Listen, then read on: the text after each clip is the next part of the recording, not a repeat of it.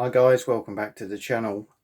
Just wanted to share with you a further unboxing of a game I've purchased in the last week. This was a second-hand, nearly new game, you know, it's no wrapper, it's already been punched, etc. But I just wanted to share with you the contents and initial thoughts, and hope to get this one on the table soon and have a playthrough. It looks really interesting. It's one I've sort of watched for a while. I saw it come on Kickstarter, but being in the UK, it's very difficult to back US Kickstarters due to the postage situation. And likewise then when it became available in the UK, of course through your sort of normal vendors, it was quite expensive. So I was fortunate to find a copy, and thought it was time to invest in this one. I just want to show you a little bit of the box and what you get for your money. So it's a Worthington production, so as you would expect, it's going to be very, very high quality components. Dawn of Battle is by Mike Nagel, or Nagel. I apologise, Mike, if I've interpreted that incorrectly, but you can see beautiful artwork, as you would come to expect with anything supported by Worthington.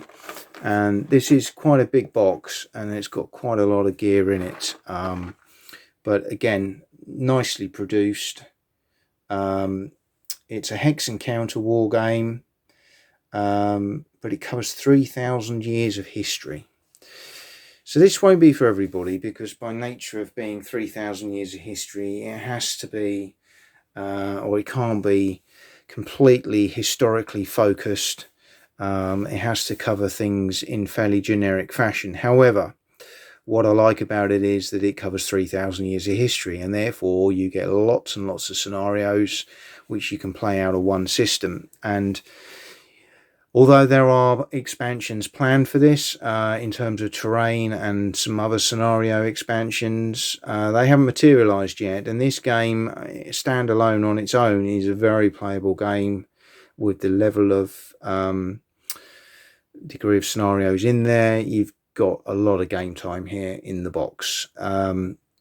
Game should last between 1 and 2 hours, and you can see there it's medium complexity, maybe a little bit more than that. I don't think it's too complex once you get your head around the system. I've watched a few other videos on YouTube where they've demonstrated the game in action, and yeah, you can soon pick it up, I think. It's a diceless system. It uses cards, which I quite like the sound of. So let's open the box and see what we've got inside. So these cards actually all come together in the game. They've just been put this way to help them sit in the box, but these have all been sleeved, which is great. But what I really like about this is each card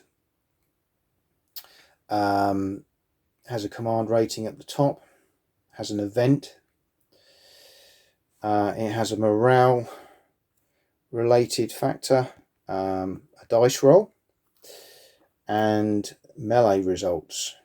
So it covers all the key elements of the game will be driven by these cards, whether you pick a card up to find out what dice roll you've made, whether you pick a card up to find out how many command points, to find what events you've got available, your morale, or indeed how you then work out your melee results. So a really nice system. And so you've got red and blue forces, again generic, to cover whichever forces you're using. But I like that. I think that's a really clever dynamic. Now again, for some, they won't like the fact that the forces are generic red and blue, and of course the counters are going to be the same whether you're playing William Wallace or driving a chariot at the Battle of Kadesh, for example. You know, a lot of the units will look the same, although they're treated differently depending on the scenario you're playing. Again, I don't have a problem with that, but I understand why for some that may be a bit of a stopping point for them. However, I know one of the expansions is to include further counters when that arrives. So again, watch this space. I think there'll be more support coming for this game once we get out of the pandemic and supply and demand issues are kind of resolved around the world, which obviously is a problem at the moment. So you can see here the scenario book, volume 1. It's a thick old booklet, and there are a lot of scenarios in here, stemming 41 pages, from the Battle of Falkirk all the way through. You got the Battle of Thapsus, Luttra, and it just goes on. It literally is lots and lots of scenarios covering a swathe of history. So there's going to be something in there that would appeal to most gamers, I would suggest. But beautifully done, very simplistic.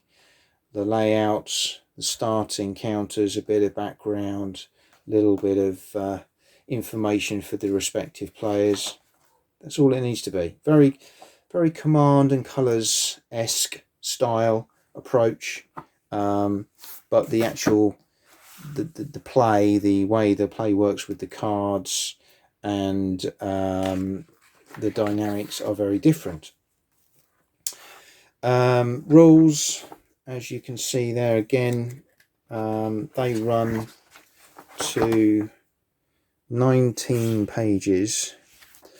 And again, you're probably looking at around 16 pages of key rules there.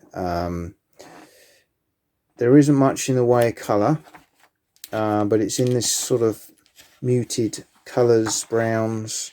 Lots of examples of play, which I really like. So there are lots of examples of play in the yellow.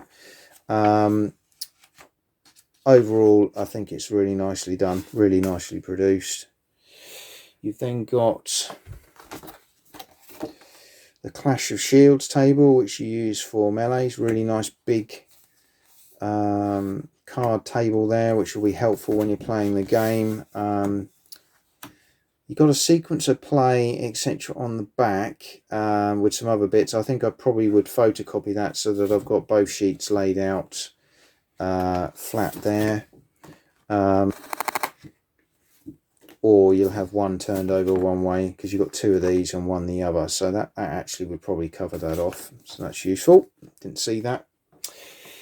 Then you've got the board. And this is a big board. I'll set this up in a moment for you so you can see that. And then again, you've got the really nice touch with Worthington with the counter tray in the bottom with all the counters. These have all been bagged, fortunately. But again, you can see the generic kind of unit types. These are the leaders, which can be put in stand-up stands or laid flat, depending on your preference. So there's lots of choices here in the way that you want to present this game on your table. You can see there's an awful lot of counters representing the different forces, and you've got the coloured blocks, which again represent units that have activated and can't get involved in anything else in that particular turn, such as melees, etc., or can at a disadvantage. So there's a lot of kit here. You're getting a lot in your box. Really like the way Worthington do this with the counter trays. I think it's a really nice touch, and it gets everything compacted in there nicely, out of the way, doesn't cause any problems. But let's just get the board out so you can have a little look at that as well, and then we'll wrap up. Now this board is huge, so you've got some play area of the board up the top here, and it continues over here. This is a big board. Let's see if I pull the you can see over the top there maybe a little bit better the scale of the board. So you've got a lot of information of play on here, turn track, the facing for zones of control, army panic tables on both sides, and then elephant effects, unit size movements, sequence of play. So a lot of the information you need is on there, which is great. You'll see the board itself is pretty much just a hex board, but on the right hand side it has been left with the view that you'll be able to buy further boards to bolt onto this and play epic battles going forward. Again, that element hasn't been released. Again, very epic Command and Colours Ancient style, but the board and that approach, as I said earlier, is probably about where the similarities end. The game is very different. It's a bigger board in terms of there are more hexes, so there's more space, but again, component quality absolutely superb, as you would come to expect from Worthington. So that's again a brief overview of Dawn of Battle by Mike Nagel, published by Worthington Games. I hope you've enjoyed this short unboxing and overview, and again, hope to bring you some more videos very soon. Again, thank you to all my subscribers and supporters. Your feedback, positive feedback, is really appreciated.